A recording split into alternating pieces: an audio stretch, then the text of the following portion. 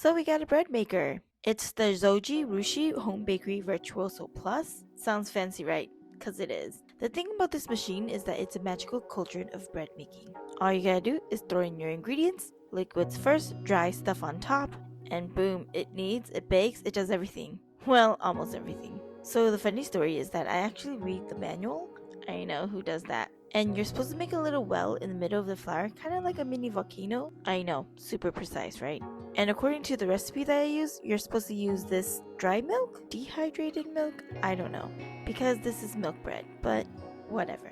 By the way, I like to take the pan out and put the ingredients in like this because I'm a messy person and I didn't want to drop ingredients into that oven part of the machine.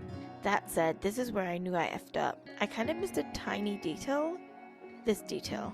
It's the blades. You know, the thing that kneads the dough. Yeah, I totally forgot to put those in. Classic me. So here I am trying to wiggle those blades into the pan, even though the ingredients were perfectly placed in there. The good news is I did figure it out because this is the second time I made bread in this machine. So I kind of knew that the blades had to be placed in this particular area and they had to click in. So something like, come on, that. So doing the same thing to the other side, we got the blades in order. Bad news is it got a little messy, but it's okay, the blades are in, and now we're just gonna have to put it in the bread maker. There are a couple things you just gotta line up at the bottom of the pan, and then you make sure that it clicks in like that. Now I'm feeling like your bread master. Now I just select the program that I want. I'm doing custom one today.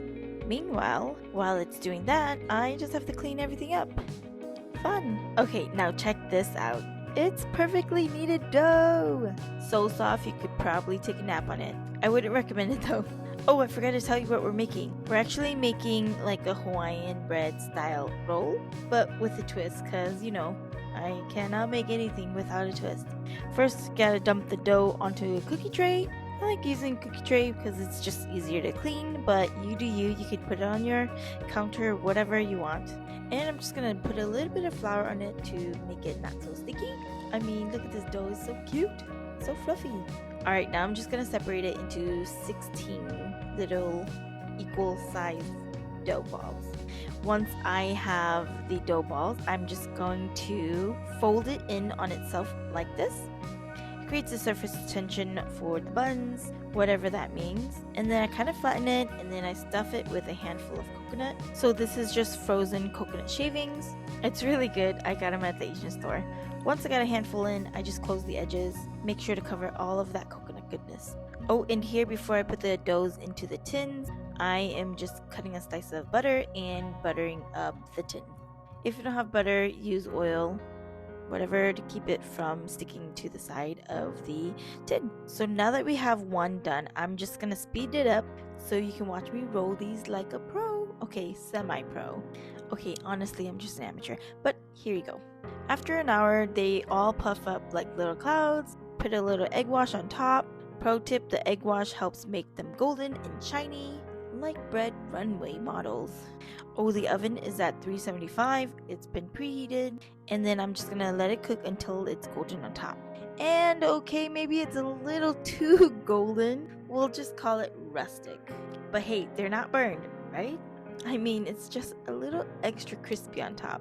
Okay, here's another pro tip. You gotta let them cool a little bit, but not too much.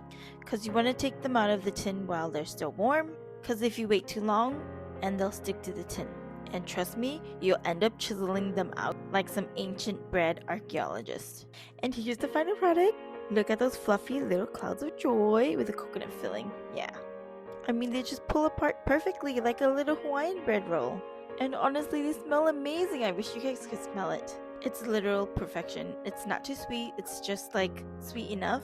Slightly overcooked on the top, I'm not gonna lie. But whatever, it's bread, it's delicious. The crunchiness on the top is okay.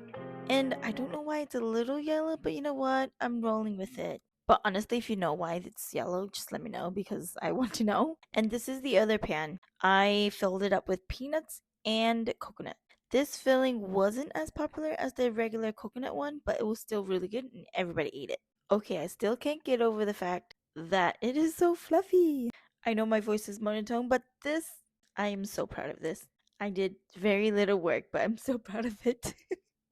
Anyways, that's it for now. See you in another video. Bye bye.